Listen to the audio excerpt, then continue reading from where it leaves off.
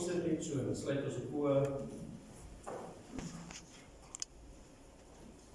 Dankie Hemelse Vader dat ons nou by mekaar kon wees hier by die tafel van U nagmaal wat U ingestel het.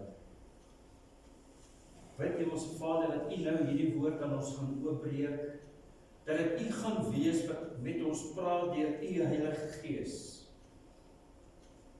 Maak ons gehoorsaam aan dit wat ons hoor. En stoor hierdie inligting permanent onuitwisselik in ons binneste. In Jesus Christus naam. Amen. Ek wil net sê as ek tussenin vir julle blaf, is niks persoonlik. Niks persoonlik.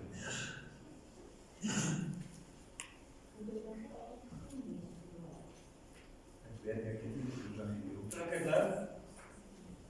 Trek ek daar? Is net 'n stuk slijm wat in die pad is.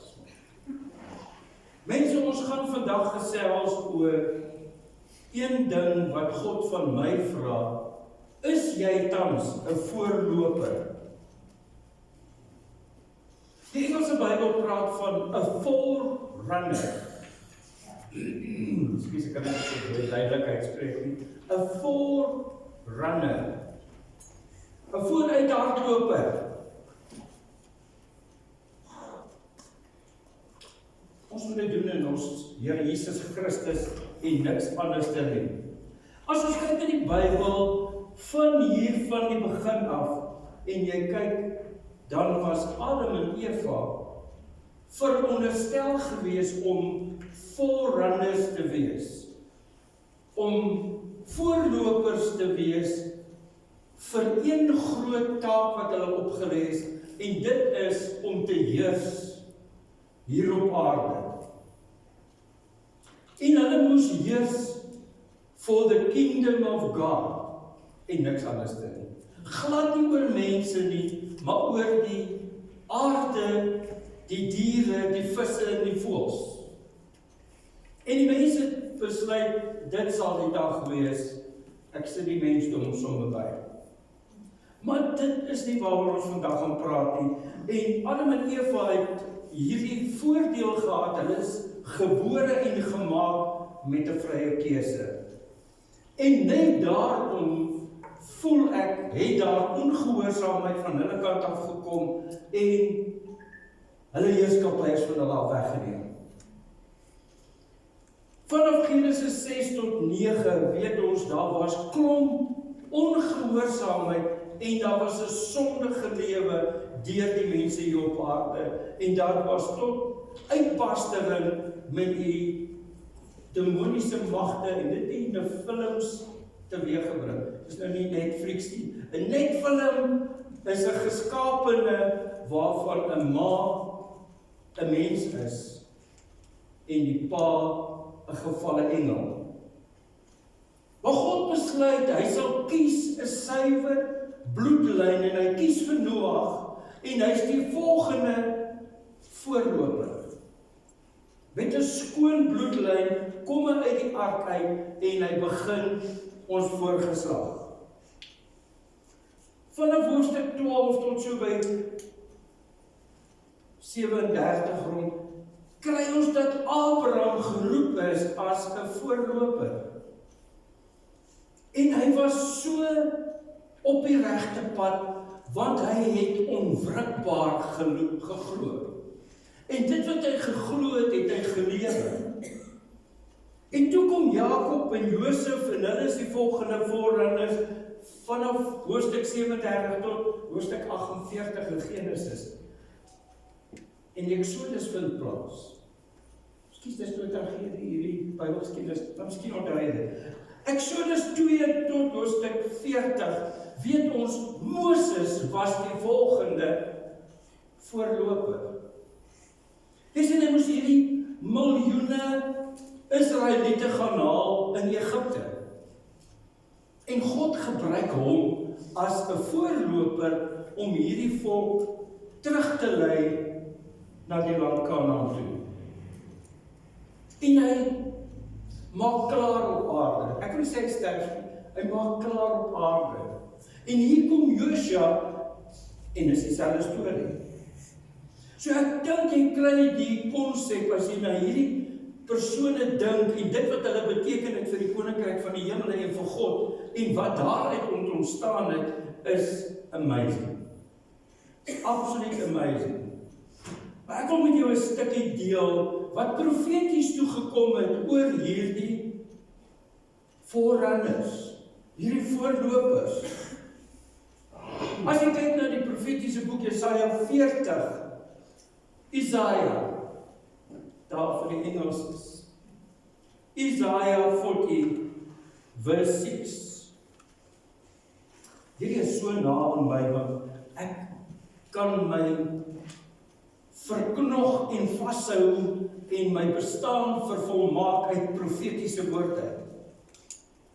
'n Stem sê toe, roep uit! En ek vra, wat moet ek uitroep?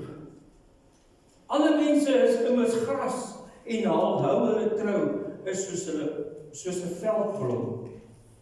Gras verdor, 'n blom verwelk, wanneer die asem van die Here daarop blaas. Waarlik, die volk is maar net gras. Hierdie uitroep is eintlik 'n profetiese proclaiming en 'n declaration. 'n deklarasie.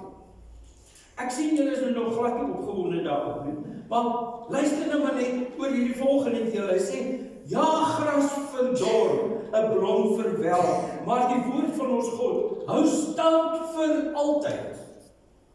Klim op 'n hoë berg, Sion, boodskapper van vreugde, verhef jou stem met krag. Jerusalem, boodskapper van vreugde, verhef dit, moenie bang wees nie. Sê vir die dorpe van Juda, hier is julle God.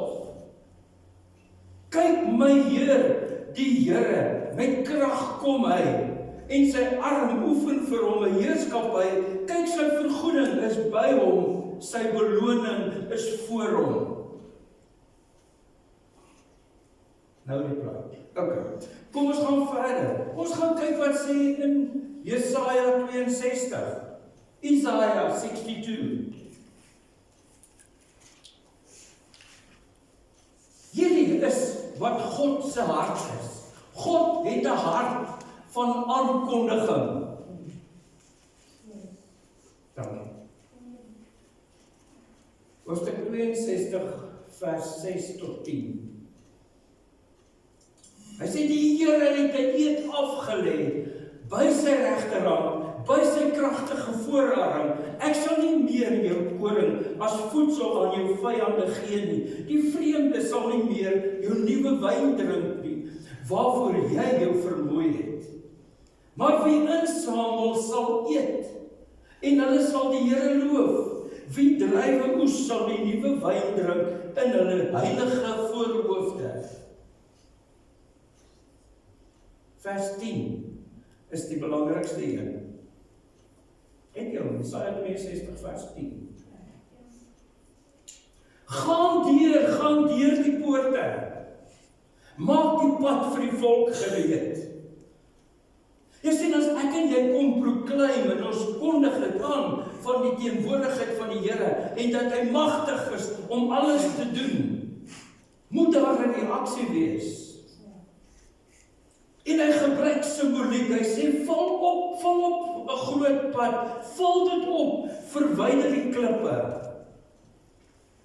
Hy sê eintlik hier, dit gaan makliker word indien jy dit roep, indien jy dit proklameer, indien jy dit declare. Hou 'n banier omhoog vir die volke. Dis 'n aankondiging. En dis iets wat die Here jare terug op my hart geplaas het. Dat die ligfamilie 'n banier moet hê vir 'n aankondiging van die teenwoordigheid van die Here. Die Engels sê, and God's people will be called holy. Holy, holy.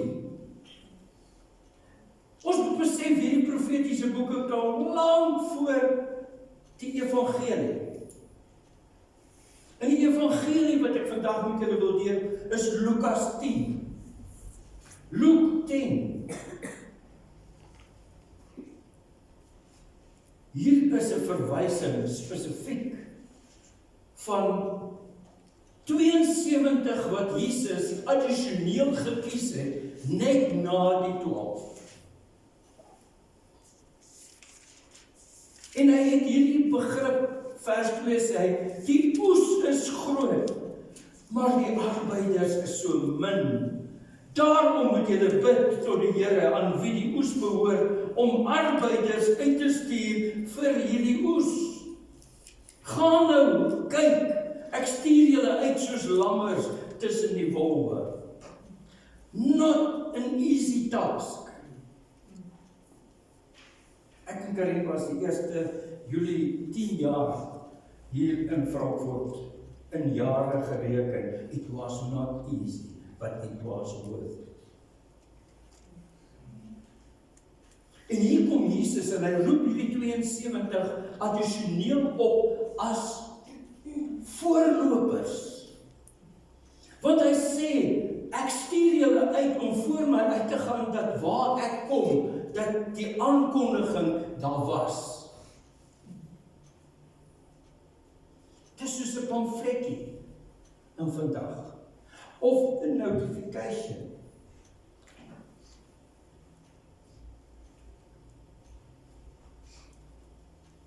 En hy kom hier met verskillende maniere wat ek en jy glad nie sal verstaan nie. Hy sê daar in hoofstuk 4, hy sê moenie 'n beursie of 'n reisak saamvat nie. Hy sê in vers 5, watter huis julle ook al binne gaan, die eerste ding wat jy moet doen, sê ek bring God se vrede in hierdie huis in. Ek en jy is anders gekondisioneer as ons na iemand toe gaan. Die eerste ding wat jy aan dink is 'n beursie.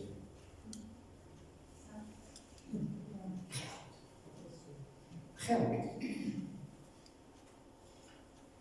Hy sê vir hierdie 72, dit moenie eers ter sprake wees. Dit moet jou vertroue wees in dit waarvoor ek jou gestuur het. Ou Alice het altyd in Bloemfontein gesê, if God sends, he will provide. En dis maar net dieselfde hier.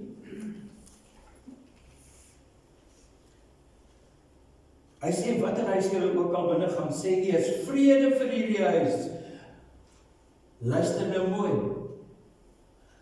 En as daar 'n vredelievende mens woon, sal julle vrede op hom rus. Anders sal dit na julle toe terugkeer. Ag nee.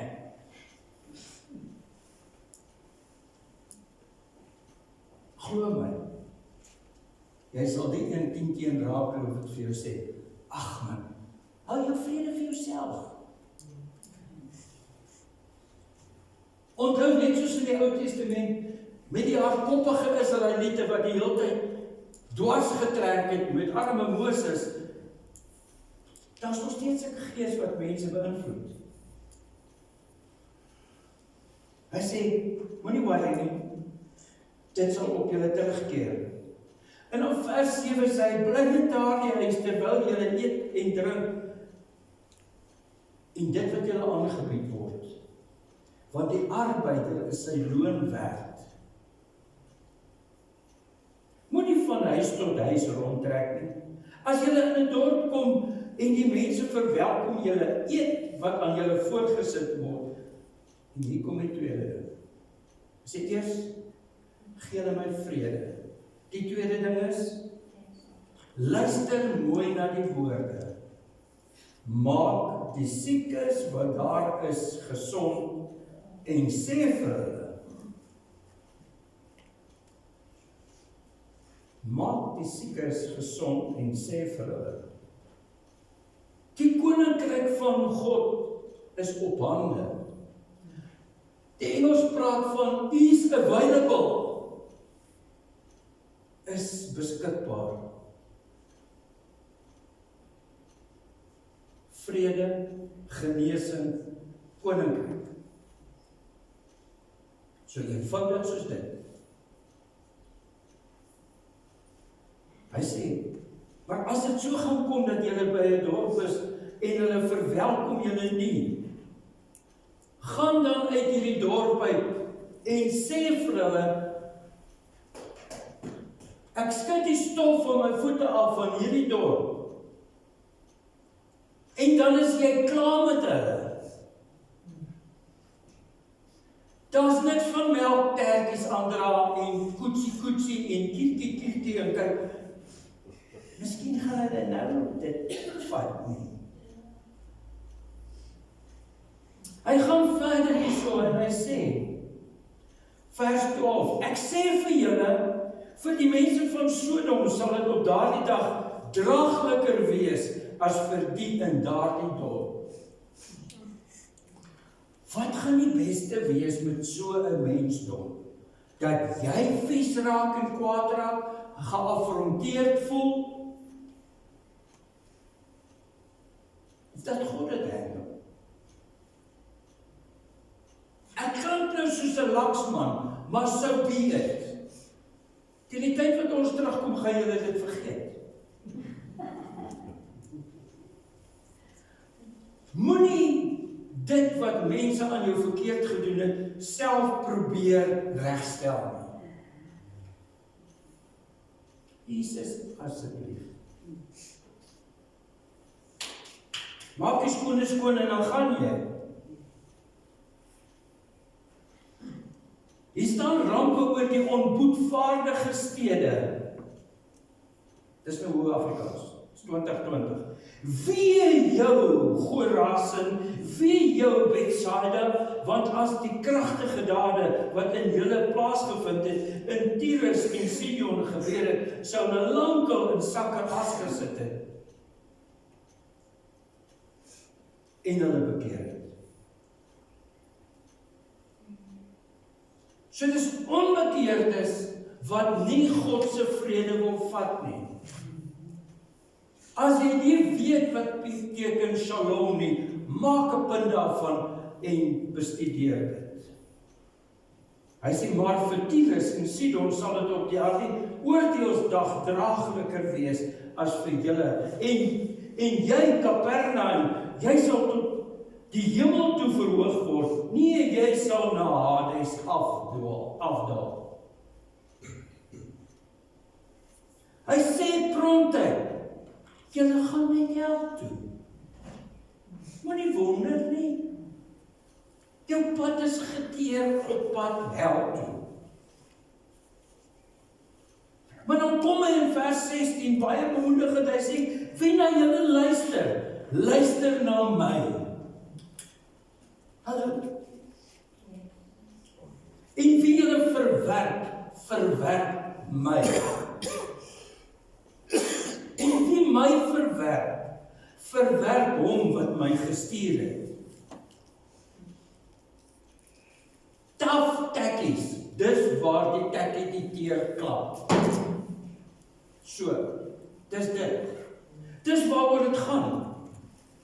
Dis die slegte gedeelte waarmee jy te doen het as jy 'n voorloper is. Hierdie hardnekkiges op pad na Hades. Maar hier is goeie nuus. Vanaf vers 17 is dit sulke goeie nuus. Die 72 het vol blydskap teruggekom. En hulle sê, Here, self die demone het hulle aan ons onderwerp by die aanhoor van u naam. En hoekom dink jy, as anderste, hulle het genesing gespreek oor die siekes in die naam van Jesus. En daar is 10 teen 'n huis vol mense, en dan sê hulle, Jesus! En dan vloog die demone.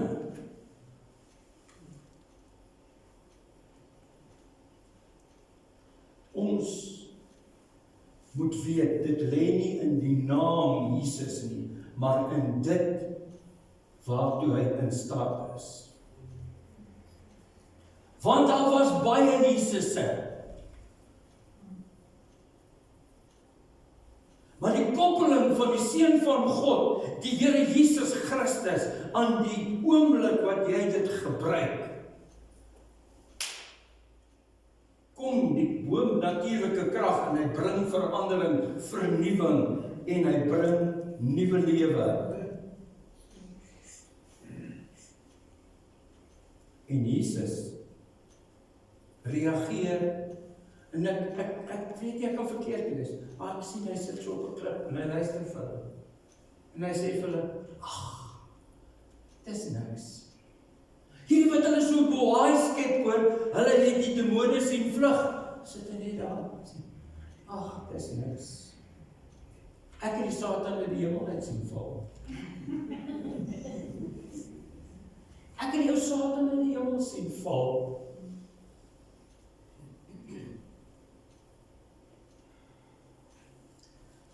Besef julle die kontras. Vers 19 sê hy vir julle disippels, en hou tred met wat ek vir jou sê. Hulle was gekies in Lukas 10. Dis ver van Lukas 24 af. Dis ver van die tydperk af waar hy oor hulle geblaas het met sy gees.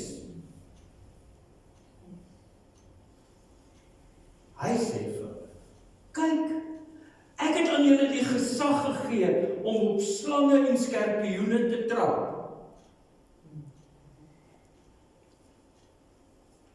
Moet nou nie huis toe gaan en gaan kyk onder die klippe totdat jy 'n skorpioen kry. Dan trap jy hom en dan sê jy vir my, pastoor, kom besoek my net gou hier by die kliniek. Dis nie hoe dit werk nie, die simboliek van die skorpioene en die slange gaan oor die serpent Satan.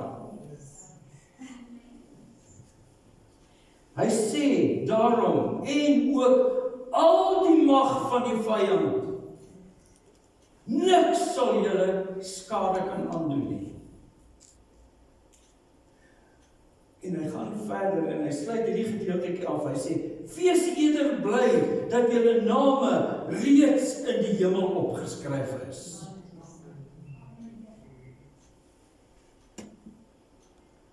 En nou moet jy jou verbeelding gebruik. Ek het altyd 'n probleem daarmee. So sê my vrou. Vers 21 staan daar duidelik. Op daardie oomblik het Jesus deur die Heilige Gees uitgejubel en gesê.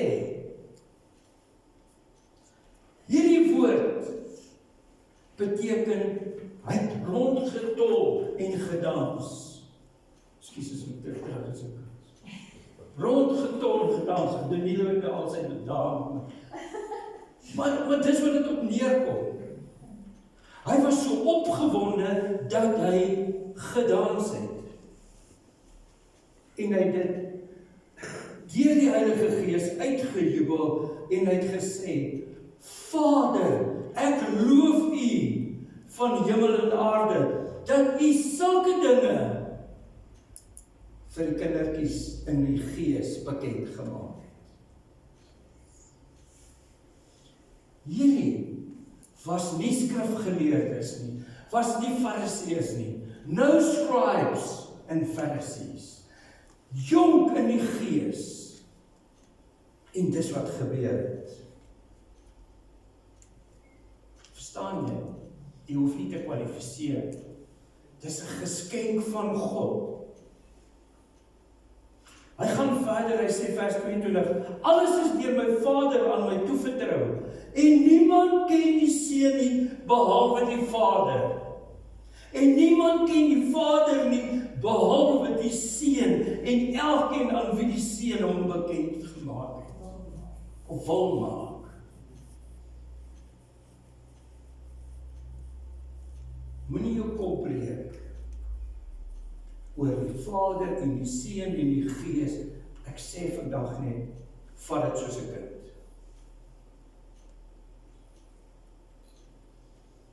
Hy sê, gelukkig is die oë wat sien wat julle sien. Hy sê, die mense is bevoorreg gewees om op baie oomblik Jesus, ons God, te sien. Die Seun, die Here Jesus Christus, te sien en om sy heerlikheid, sy bonatuurlike krag te sien beweeg.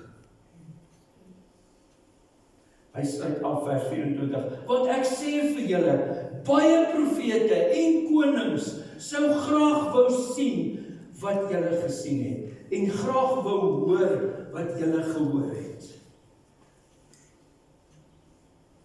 Want dit gaan oor die bevoorregte posisie wat ons het vandag, met God se Gees wat daar gewerk het, wat permanent in jou woon. Gee hom net die plek. Gee hom die plek en sê, good morning, Holy Spirit, you're so welcome in me. Kom en bedien my met u Heilige Gees. Kom raak my aan, kom vernuwe my siel. Psalm 23 sê, come, O Lord, and restore my soul. Want dit loop in die topstorie verkeerd. En hier in jou hart, vir al jou emosies. Amen. Kom ons sluit die oor. Dankie ons Vader vir die skrif. Dankie Here Jesus Christus dat u nou met ons gepraat het, dat ons bevoorreg is. Maar help o Here dat ons nie dormant sal wees in u koninkryk nie, maar dat ons voorlopers raak. Forerunners for the kingdom of God. En dat ons sal uitbeweeg en gaan vrede verkondig, dat ons sal genees en dat ons sal sê, the kingdom of God is at hand. Dankie Here dat ons onbekwaamheid een kant toe gaan skuif, dat ons sal weet, we are complete in the Lord Jesus Christ with His Spirit. Amen.